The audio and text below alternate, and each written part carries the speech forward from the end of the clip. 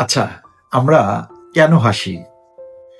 স্বাভাবিকভাবেই আপনার লাইফে যখন কোনো ভালো কিছু হয়, খুশি হই, তখন আমরা হাসি, তাই না? আবার কেন কাঁদি? যখন আমাদের লাইফে খারাপ কিছু হয় অথবা কষ্ট পাই, তখন আমরা কাঁদি, তাই না? কিন্তু জিনিসটা কিন্তু একদম ঠিক না। লাইফে রিভার্স ইমপ্যাক্ট বলে কিন্তু একটা কথা আছে। হ্যাঁ, আপনাকেই বলছি। আপনি আমার ভিডিওটা দেখছেন না? আপনাকেই বলছি। আপনি দেখবেন আপনার লাইফে এমনও কখনো দিন গিয়েছে আপনি অনেক খুশির একটা খবর শুনেছেন, না হেসে কান্না করেছেন, কান্না করে দিয়েছেন।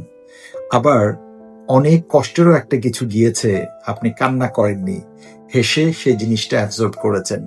এটাকেই বলে লাইফের রিভার্স ইমপ্যাক্ট।